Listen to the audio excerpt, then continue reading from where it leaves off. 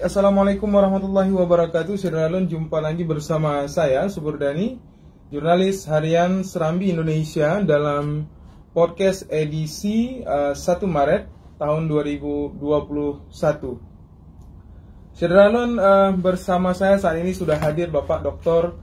Zaki Fuad, MAG. Beliau merupakan Dekan Fakultas Ekonomi Bisnis Islam, FEBI, Pak, di kampus Universitas Islam Negeri Araniri ataupun UIN Araniri, Banda Aceh. Assalamualaikum, Pak. Waalaikumsalam warahmatullahi wabarakatuh. Sehat, Pak? Alhamdulillah sehat walafiat. Ini mahasiswanya belum kuliah nih, Pak? Mahasiswanya masih mengisi KRS. Ya, dan bayar uang kuliah sampai hari Jumat ini. Ya, kan? Karena kita kuliah insya Allah tanggal 8 Maret. Dan kita agak sedikit terlambat dengan tetangga Universitas Kuala karena mereka lebih duluan pengumuman semester baru dulu waktu masa anak-anak baru ya, betul. Penerimaan mahasiswa baru. Mereka lebih cepat sedikit, maka lebih cepat kuliahnya. Berarti ini 8 Maret UIN sudah mulai melakukan kuliah tatap muka, Pak? Kita tatap muka hanya 2 angkatan. Angkatan 2019 semester 4 dan angkatan 2020 semester 2 yang mereka belum kenal di mana kampusnya, bagaimana belum kenal siapa dosennya. Jadi insya Allah sudah diperhitungkan oleh rapat kita pimpinan. Apabila yang kuliah itu hanya semester 2 dan semester 4 atau tahun 2019 dan 2020, kemudian tambah dengan beberapa mahasiswa yang sedang bimbingan, maka di UIN akan beredar mahasiswa sekitar 5 ribuan. Jadi tidak 20 ribuan. Kalau 20 ribuan kan ramai sekali. Betul. Kemudian ditambah lagi dengan usia, ya kan, mungkin di antara kami di UIN itu sekitar 5.000, mungkin usia 6.000, 7.000 kan masih apalah kan, dibandingkan dengan apabila usia semua kami semuanya itu mungkin jauh lebih ramai, ya kan. Kita ada 20.000, 23.000 mahasiswa, mungkin yang datang sekitar 18.000 atau berapa misalnya, kan ada 20.000. Kan ramai sekali kan. Tapi intinya selama ini nggak nyaman ya, Pak, di kampus. Masa nggak semarak ya, Pak, nggak ada mahasiswa? Nggak semarak memang.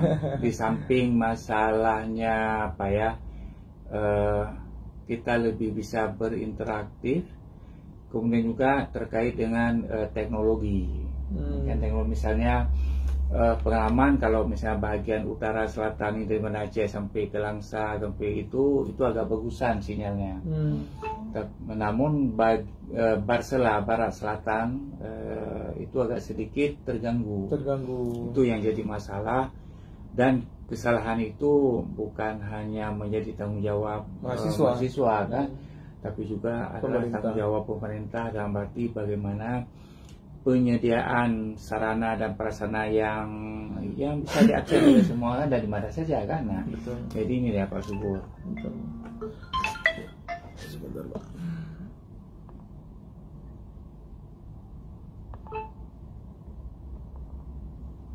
Ya, baik Syiralun, kita sudah mendengar tadi bagaimana tentang kuliah ya, yang kampus sejak setahun terakhir itu sepi di kampus memang. Jadi memang kita datang kampus hanya kita lihat dosen ataupun civitas akademikanya, sedangkan mahasiswa sama sekali tidak ada.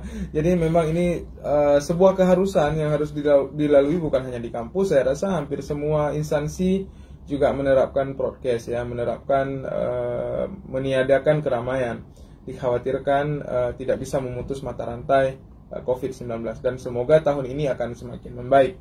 Syiralun, itu pembukaan dari kita. Hari ini kami mengundang Bapak Zaki Fuad ke Newsroom Serambi Indonesia guna membicarakan sebuah isu yang cukup miris kita lihat belakangan di kalangan masyarakat. Kita mengangkat tema hari ini, riba, senjata efektif mengembangkan kemiskinan. Artinya selama ini fenomena yang kita lihat, banyak sekali masyarakat yang terjerat dengan riba, dan sadar tidak sadar ini juga penyebab kemiskinan. Apakah ada hubungannya dengan rilis BPS beberapa waktu lalu tentang kemiskinan di Aceh yang menempatkan lagi posisi Aceh itu di juru kunci. Nanti akan kita dengar pemaparan dari Pak Zaki. Pak, melihat fenomena riba nih Pak. Riba, kalau sekarang kita pernah melakukan semacam liputan eksklusif. Yang kita sasar saat itu bukan masyarakat biasa Pak, tapi pedagang di pasar Aceh. Hampir semua kita melihat rata-rata nih yang kita tanyai itu terjerat dengan rentenir. Nah, fenomena ini sebenarnya memang sudah biasa bagi kita masyarakat Aceh, atau memang ini sebuah keharusan yang harus dilakukan oleh para pedagang? Bismillahirrahmanirrahim. Pada saat tulisan saya dimuat di Serambi tanggal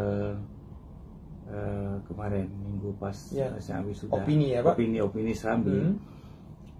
Yang jual koran itu jemaah subuh juga di Bekaring kan, Pak na tulisan Rone.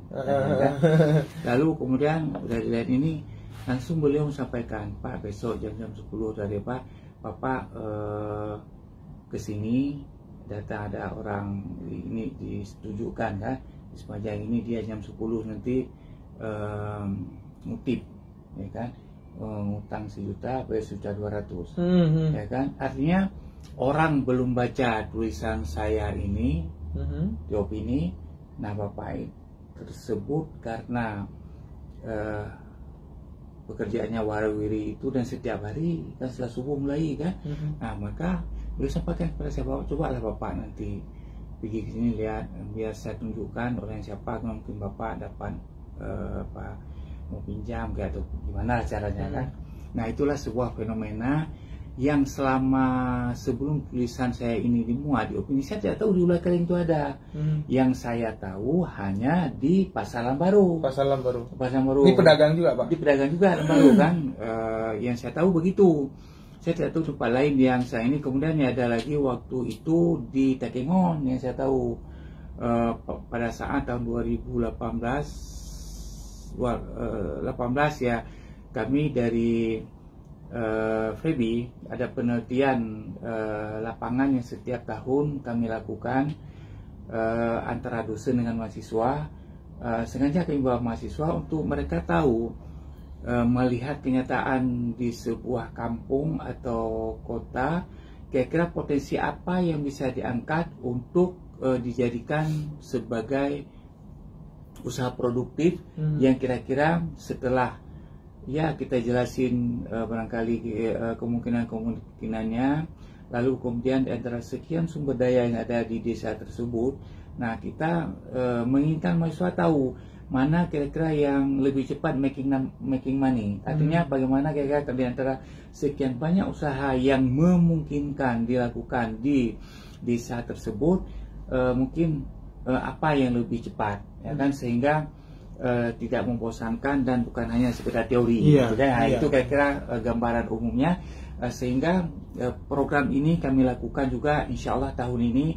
Kami akan berangkat nanti tanggal 7 sampai 11 Maret. Ini oleh mahasiswa Pak? Mahasiswa dan dosen. Ya, apa yang dilakukan Pak kemudian untuk meningkatkan, menghindari masyarakat ke arah situ? Yang pertama sekali ketika bicara masalah kampung atau desa, yang pertama sekali kita sudah inventarisir beri masalah yang kira yang sangat mungkin kita terkait dengan persoalan ekonomi keuangan ya kan, dan sekian itu mana yang lebih cepat kita buat sehingga bisa menghasilkan uang ya kan, diusahakan. Berarti mendukung seperti UMKM masyarakat ya, masyarakat. Kalau misalnya seperti sebelumnya juga di daerah Aceh Selatan itu ada kue masyarakat ya kan, kue bisa kita lihat secara itu kuenya enak ya kan, tapi packagingnya kurang menarik. Nah, gimana? Jadi kita buat ininya ya kan, kita sarankan ke Pak, karena di Aceh Selatan kemarin kita sarankan ke camatnya, salah camat menyampaikan kemana ya, tugas kita kan segitu kan. Kemudian dari segi waktu kemarin ada itu kayak ketan dibungkus itu kan, pas kami lihat, nah itu kurang bagus pakai kertas, karena ketika dimakan nanti kan bisa lebih ini kan nggak kelihatan wajah daripada kue itu kan. Langsung kami sampaikan ini akan lebih bagus pakai kertas plastik biar lebih itu kan, kemudian dia di packaging itu kan sangat kurang di kita.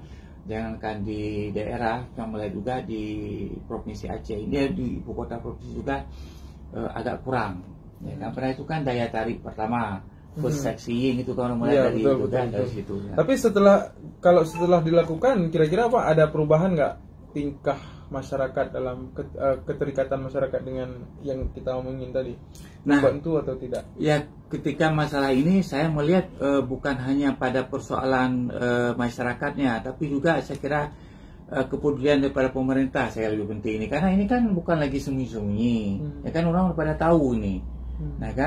Nah, kelebihan daripada rentenir ini ya kan, dia dapat mensupport bantuan kapanpun, tidak ada jam, 24 jam sehari semalam. Kita telepon, saya butuh uang 2 juta, langsung datang. Kemudian ini ya kan, itu persoalannya.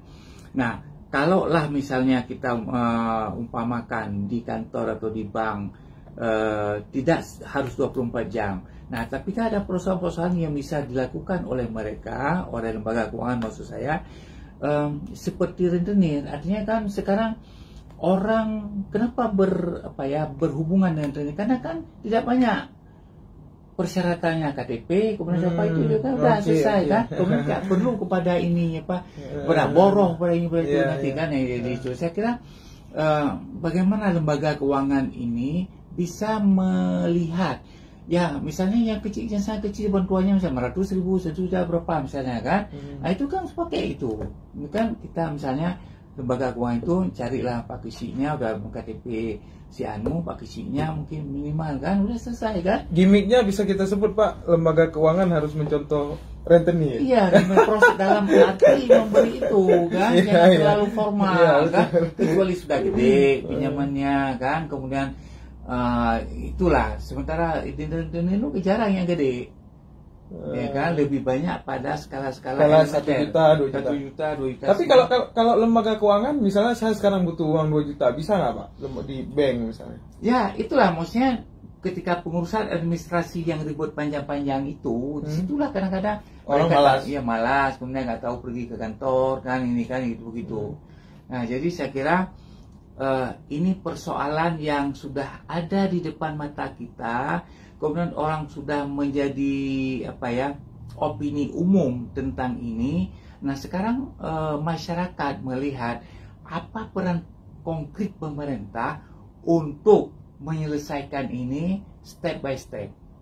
Artinya misalnya kalau punya 500 mana, 1 juta sampai berapa kan diiniin. Pemerintah dimaksud melalui bank daerah Pak? Melalui bank daerah boleh, melalui lembaga apa saja boleh. Yang penting kita jangan hanya berkoar-koar untuk menghindari dari rentenir, pinjaman riba melalui rentenir, tapi tidak solusi yang diberikan siapa saja boleh. Saya kira ini kan perbuatan baik.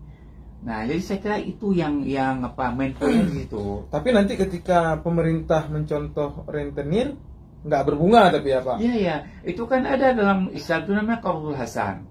Nah kan Qardul Hasan itu pinjaman terbaik, pinjaman yang baik. Pinjaman yang baik itu misalnya begini, kita pinjam 1 juta, bayar 1 juta, dan tidak ada perjanjian di awal. Kalau ada perjanjian di awal namanya sudah riba kan, misalnya boleh pinjam kayak rentenir itu pinjam 1 juta, bayar 200 misalnya, atau 1.100 apa. Nah jadi begitu dia. Jadi ketika inti daripada riba itu ada akad atau ada perjanjian di awal bahwa Bapak pinjam uang saya 1 juta, bayarnya 1.200.000 dalam tempo seminggu misalnya atau sebulan, terserah. Kalau enggak kita bayar bunga terus ya, 200 gitu. Jadi itu persoalannya kan.